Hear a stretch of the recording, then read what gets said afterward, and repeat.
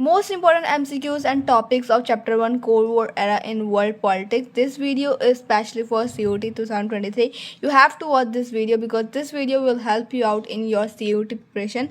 Hi everyone, welcome back to my channel. My name is Sinapal and in this video we are covering most important MCQs and topics of Chapter 1 Cold War Era in World Politics. So without wasting any time, let's get into the video. Okay. So I am keeping the medium in English so that every one can understand okay. हमें क्या करना है, मैं आपको ये बताऊंगी कि इस चैप्टर में से आपको क्या क्या पढ़ना है एंड क्या क्या इंपॉर्टेंट है. ओके, सो मैं एनसीईआरटी भी साथ लेके आई हूँ एंड उसमें मैं आपको ये बताऊंगी कि आपको उसमें से क्या क्या पढ़ना है, क्या क्या टॉपिक्स इंपॉर्टेंट है, कौन कौन से एमसीक्यू बनते हैं and everything. Okay, so watch this video till the end. Okay, this is the topic that is written in your CUT syllabus. If you haven't checked the CUT syllabus, then check it on CUT Samarth website. You can download, मतलब तुम जो भी subject है तुम्हारे वो सब download कर सकते हो. Okay, cold war era in world politics, emergency of two power blocs after the second world war, eras of the Cold War, challenges to bipolarity, non-aligned movement, the quest for new international economic order, India and the Cold War. These are the topics that are written. मतलब आपको क्या करना है, इसका मतलब यही है कि आपको पूरा चैप्टर पढ़ना है. पूरा चैप्टर आसान है, सिंपल है, स्वीट है. ओके ओके, ये मैंने एक एमसीक्यू लिखा है, मतलब पीछे और भी एमसीक्यू हैं जो मैं आपको प्रैक्टिस कराऊंगी, बट ये मैंने कोई लाइक बताया है, बट मैंने ज़्यादातर एमसीक्यू पॉइंट्स में कवर करे हैं बिकॉज मैं उसका कोई फ़ायदा नहीं है ना कि मैं एमसीक्यू 4 ऑप्शन बता रही हूँ एंड उसको मैं बता रही हूँ कि ये ऑप्शन का ये इसका आंसर ये है. मैंने इसलिए वही जो आंसर है वही लिख दिया. ठीक है, what is the high point of the cold war? What is the high point? Cuban missile crisis. This is written in your NCERT और मैं अभी आपको बताऊँगी भी सब चीज़. ओके, एनसीईआरटी के साथ. Okay Okay, this is Cuban Missile Crisis. The high point of Cold War is Cuban Missile Crisis. Okay, it's clear कि Cuban Missile Crisis is the high point of Cold War. Okay. Second point is the Cold War. War refers to the, आपको ये कैसे याद होता है कि आपको Cold War लिख दिया, उसके नीचे उसकी डेफिनेशन लिख दी कि कंपटीशन ऐसे, मतलब लाइक वो कुछ और भी ऐड कर सकते हैं और पूछेंगे कौन सा सही है, ए बी सही है या कौन सा रॉन्ग है, ये भी पूछ सकते हैं विच is the wrong statement. Okay, The Cold War referred to the competition, the tension and the series of confrontation between the US and the Soviet union. ये आपको पता होना चाहिए. यूएस, ओके, ये कभी करना जल्दबाजी में हम कंफ्यूज हो जाते हैं, बट मैंने इसलिए लिख दिया ताकि आप कंफ्यूज ना आए कि यूएस जो है वो वेस्टर्न अलायंस है, आपको पता है. उनकी आइडियोलॉजी है लिबरल डेमोक्रेसी एंड कैपिटलिज्म. क्या है? Liberal democracy and capitalism. USSR हमारा ईस्टर्न अलायंस है एंड उनकी आइडियोलॉजी है सोशलिज्म एंड कम्युनिज्म. क्या है? Socialism and communism. उनकी कैपिटलिज्म एंड डेमोक्रेसी है यूएस की.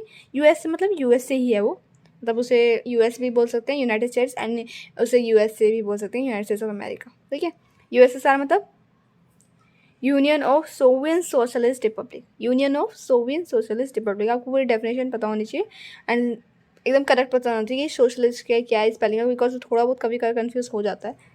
ओके ओके, और fifth point is allied forces and axis powers. ये आपको पता होना चाहिए कि जो अलाइड फोर्सेज थी उसमें कौन कौन सी कंट्रीज थी, जो एक्सिस पावर्स थी उसमें कौन कौन सी कंट्रीज थी और कौन सी जीती थी. कौन जीती थी? Allied powers, sorry allied forces, मतलब फोर्सेज वाइट, मतलब लाइक आपको ये बताना चाहिए जैसे ज़्यादा थी तो ये आप देख सकते हो कि इनके पास ज़्यादा पावर्स थी एंड ये जीत गई. आप इससे सोच सकते हो कि अलाइड फोर्सेज थी, वो ज़्यादा कंट्रीज थी उसमें तो वो जीत गई एंड इसमें कम थी तो ये हार गई. ठीक है, तो अलाइड फोर्सेज में कौन थे? US, Soviet union, Britain, France, and axis powers में थे Japan, Italy and Germany. Okay, logic of deterrence, ये आपको बताना चाहिए टॉपिक एंड ये मैं अभी आपको बताऊंगी भी, बट मैं आपको वैसे शॉर्ट में बता देती हूँ कि लॉजिक ऑफ डिटरेंस मतलब आपको मैं एनसीईआरटी से बताऊंगी वो कैसे पढ़ना है, बट ये कितना पढ़ना है, क्या क्या पढ़ना है एंड बट मैं आपको ये बताती हूँ लॉजिक ऑफ डिटरेंस. डिटरेंस मतलब क्या होता है कि like you have a fear of consequences, कि क्या होगा, लाइक वाई यू जो हमारा US and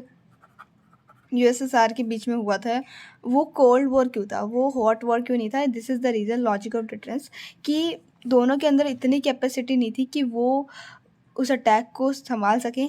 because hot war means कि वहाँ पे तुम्हें वेपन्स चाहिए, वहाँ पे हर चीज़ चाहिए. Okay, arms and everything you have required. तो इतनी कैपेसिटी नहीं थी दोनों के अंदर कि दोनों उसे संभाल सकें. ठीक है, दोनों का लॉस होता, दोनों को इक्वली लॉस होता एंड इसलिए this is called war, because उनको पता था कंसिक्वेंसेस एंड उनको उसका डर भी था कि कंसिक्वेंसेस क्या होंगे उसके, ठीक है ना। This is what logic of differences, कि यही है लॉजिक ऑफ डिफरेंस, ये क्या कंसिक्वेंसेज होंगे। This is why it is called cold war not hot war. Okay okay.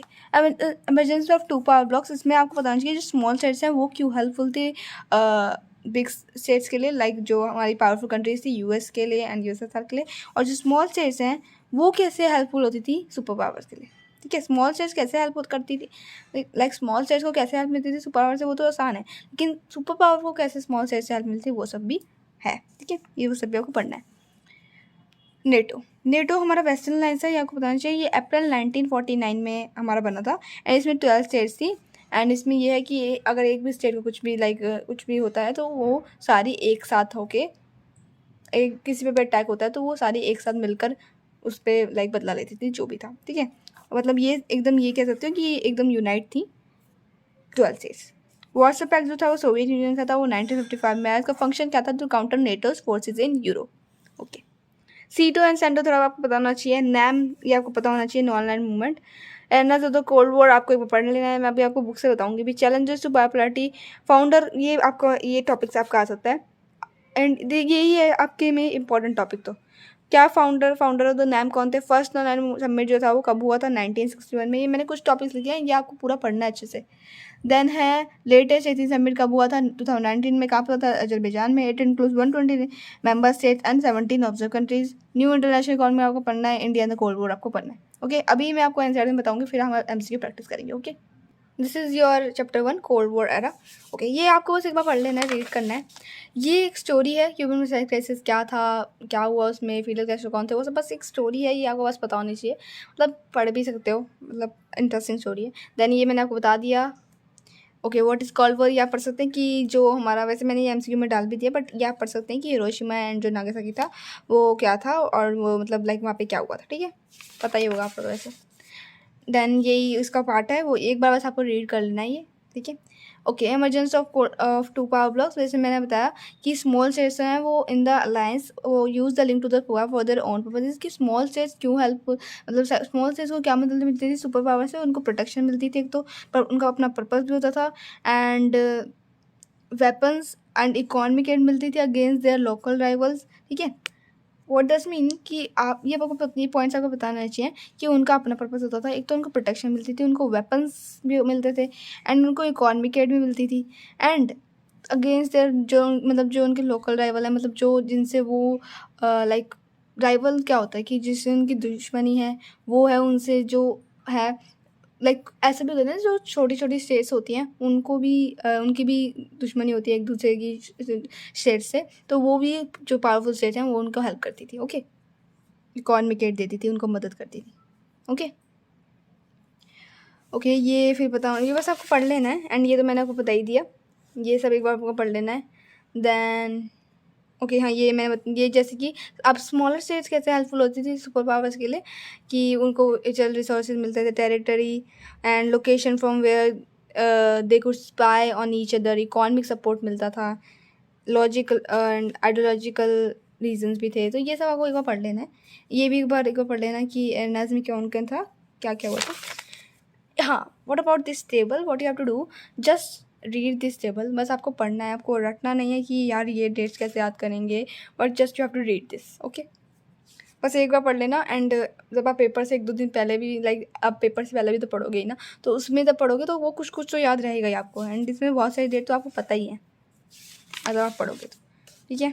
Challenges to बायोपोलैरिटी, हाँ ये दिस इज मैं जैसे कि मैंने बताया इंपॉर्टेंट है, इसमें आपको पहले तो बताना चाहिए कि नैम का फर्स्ट समिट कब हुआ एंड एवरीथिंग, एंड उनके फाउंडर कौन थे, 1 2 3 4 और एक ये 5, ठीक है। ये नैम के फाउंडर थे, तो उनका नाम पता होना चाहिए, कौन सी कंट्री से थे वो आपको ये पता होना चाहिए, एंड लेटेस्ट समिट पता होना चाहिए। आपको पढ़ लेना है नैम जो था वो क्या था, उसका वो नॉट आइसोलेशन था और ना ही न्यूट्रलिटी था, वो सब आपको बताना चाहिए। न्यू इंटरनेशनल इकोनॉमिक ऑर्डर एक बार आपको पढ़ लेना है, ठीक है। ये जो भी था ये पॉइंट्स आपको याद रखना है, क्योंकि वो आपको ऐसे दे सकते हैं एंड पूछ सकते हैं कि ऑल ऑफ द अबव है या फिर which is the wrong statement, ऐसे बता सकते हैं, ठीक है।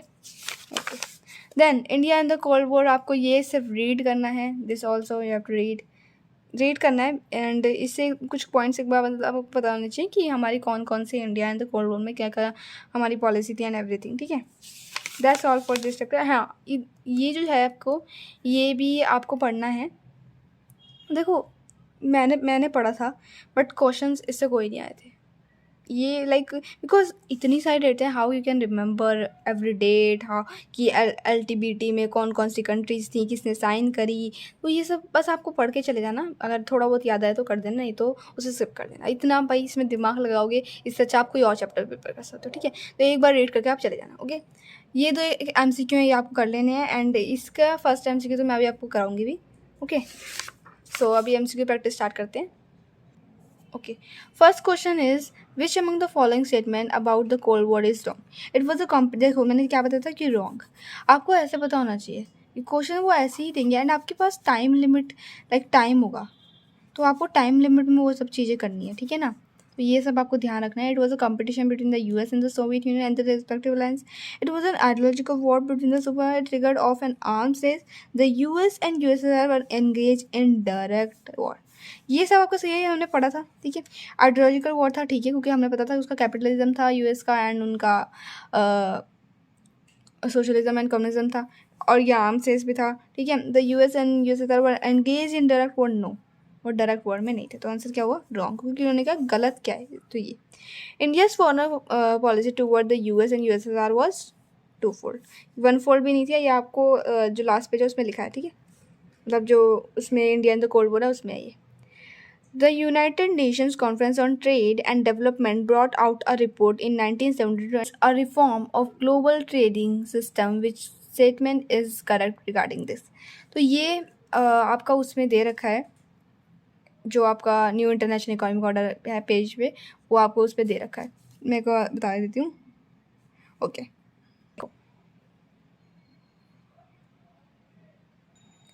देखो यहाँ पे लिखा है obtain access to western market, यहाँ पे लिखा है reduce the cost of, not to reduce लिखा है।